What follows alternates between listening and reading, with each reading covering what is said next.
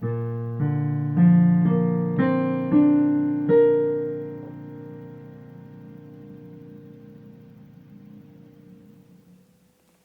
les années 1750, alors que la France est encore marquée par la fantaisie aristocratique du style rococo, on voit apparaître une nouvelle tendance, qu'on appellera plus tard le néoclassicisme.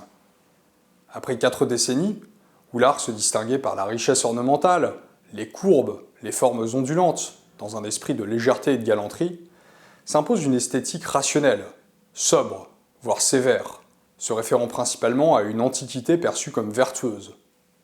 Je vous parle aujourd'hui d'un style qui cherche à régénérer les valeurs morales de la société, le néoclassicisme.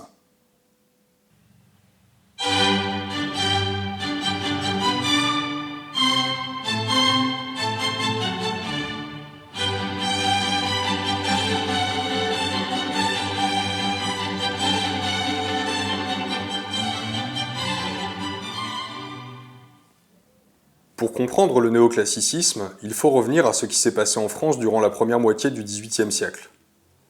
En 1715, Louis XIV meurt après une fin de règne morose. En effet, le projet de grandeur politique du roi Soleil ne s'achève pas aussi bien qu'il avait commencé.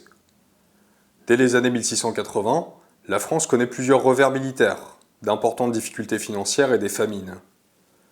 Cette fin de règne est ainsi marquée par les déceptions, mais aussi par l'austérité morale. Quand le roi meurt, en 1715 donc, il y a un grand besoin de liberté et d'amusement. C'est dans ce cadre qu'apparaît le rococo. Le style classique, corollaire artistique de la politique de Louis XIV, est délaissé. À la monumentalité et aux compositions architecturales spectaculaires, destinées à la mise en scène du pouvoir, on préfère les espaces intimes, où l'on peut s'isoler et échapper à l'étiquette. On voit se développer une esthétique de la courbe, de l'asymétrie, au sein d'espaces intérieurs privés. Malgré les splendeurs du rococo, qui atteint des sommets de délicatesse et d'élégance, force est de constater que ce mouvement porte un héritage doublement décadent. On y retrouve d'une part le reflet des échecs de la fin du règne de Louis XIV, avec un détournement vis-à-vis de la tradition classique qui lui est associée.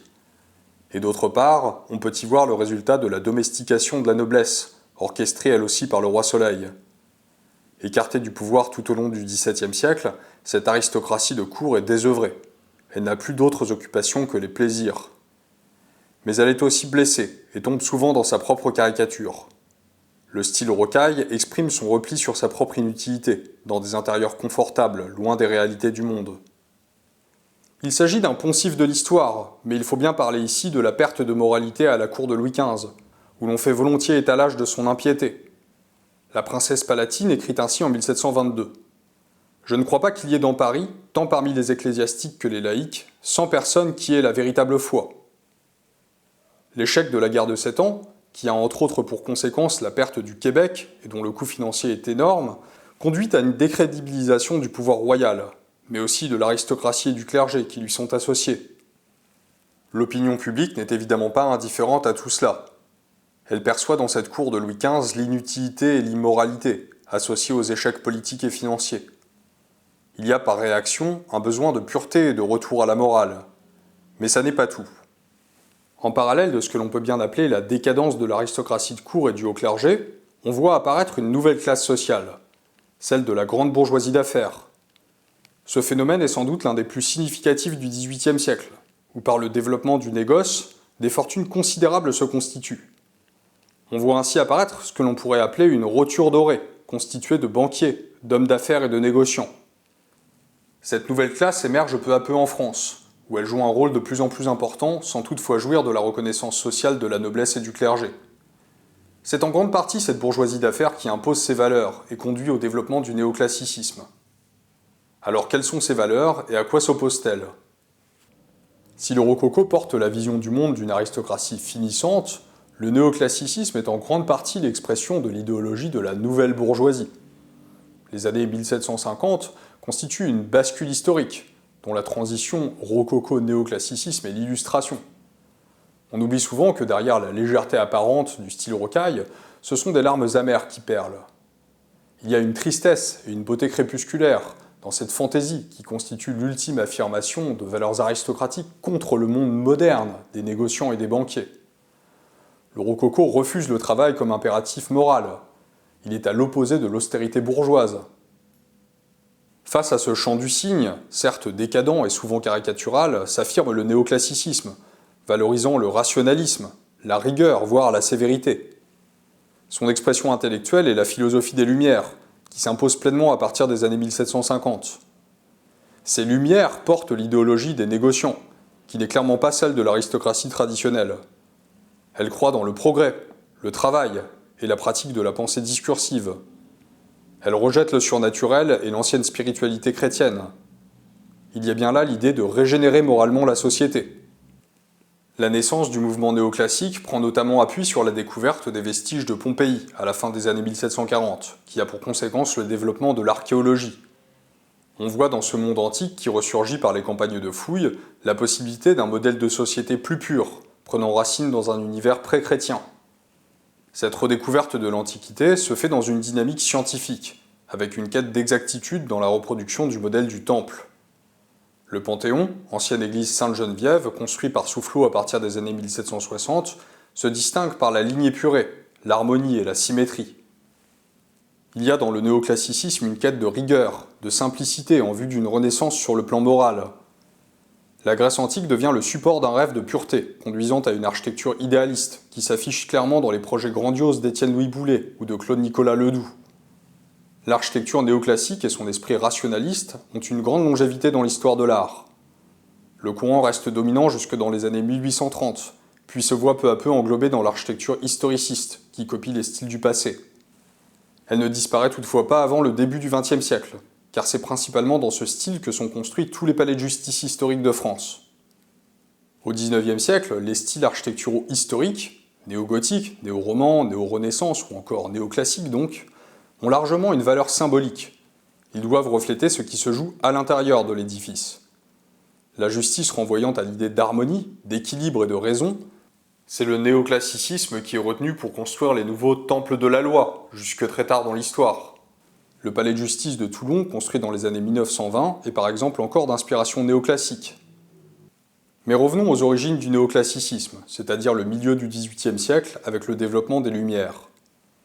Louis XV fait construire les grands édifices d'État de son règne dans les années 1750-1760, en style néoclassique. C'est le cas de l'école militaire de Paris, ou encore de la place de la Concorde, bâtie par Ange-Jacques Gabriel. Ces bâtiments, dans leur façade, sont souvent difficiles à différencier des grands édifices du règne de Louis XIV, comme par exemple la colonnade du Louvre de Perrault. On voit ici une volonté de redressement de la part du roi. Louis XV, qui voit peu à peu décliner la viabilité de l'ancien modèle de société, réaffirme son pouvoir par l'architecture, en poursuivant la tradition classique liée à l'absolutisme de Louis XIV. En ce sens, le néoclassicisme est bien un nouveau classicisme, mais animé d'un esprit très différent. En fait, la transition entre classicisme et néoclassicisme montre l'évolution de toute une époque. Elle est l'illustration esthétique d'une autre grande tendance du XVIIIe siècle, celle de la désacralisation progressive de la personne du roi. Développons cela pour mieux comprendre.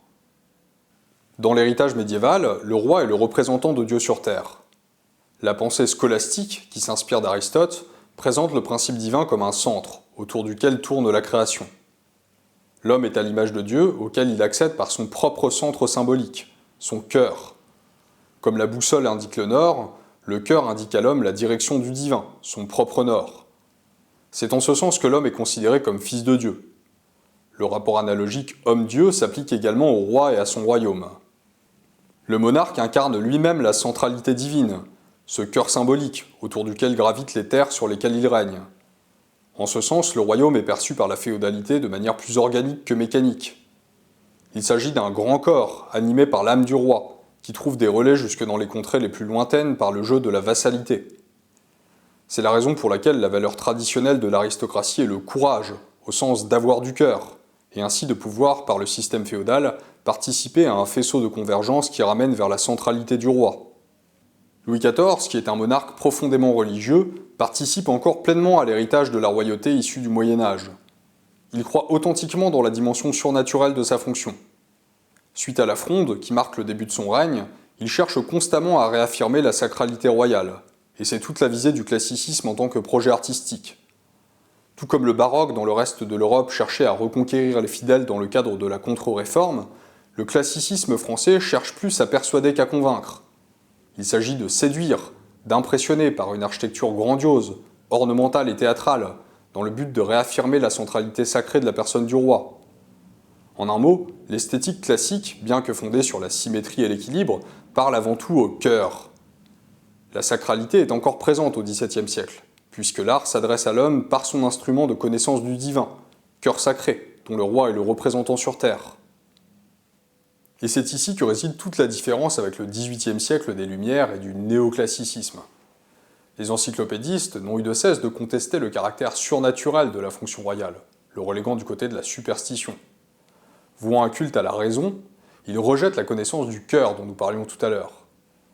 Le néoclassicisme reprend ainsi l'héritage classique, mais en le rationalisant. On peut parler d'un classicisme désacralisé, reprenant des formes sibyllaires, mais en remplaçant la grandeur aristocratique du XVIIe siècle par l'esprit rationaliste de la nouvelle bourgeoisie d'affaires. L'Église, au milieu du XVIIIe siècle, est elle-même rattrapée par l'esprit des Lumières. Elle veut notamment rationaliser ses édifices gothiques, détruisant ainsi par l'action des chanoines embellisseurs l'essentiel des jubés, et supprimant de nombreux vitraux médiévaux pour faire rentrer la lumière du soleil, là où les anciens percevaient dans les atmosphères tamisées la possibilité de l'épanouissement des mystères divins. En un mot, le XVIIIe siècle s'éloigne peu à peu du monde surnaturel, pour rentrer dans un schéma intellectuel répondant exclusivement de la raison, outil de connaissance du monde matériel. C'est dans cette dynamique que le roi devient progressivement un personnage profane. Les places royales, qui sont apparues sous le règne d'Henri IV, rejouaient encore par l'architecture l'analogie entre le roi et la centralité divine. On y retrouvait une statue du monarque, au centre de la place représentant le royaume parcouru par la foule des sujets. La dernière grande place royale construite en France fut la place de la Concorde, à Paris. On peut noter que c'est sur cette même place, à proximité de l'ancien emplacement de la statue équestre de Louis XV, que sera brisé le corps de Louis XVI par la guillotine le 21 janvier 1793. Cet événement, en cet emplacement hautement représentatif du pouvoir surnaturel du monarque, peut être considéré comme l'ultime étape du processus de désacralisation de la personne royale.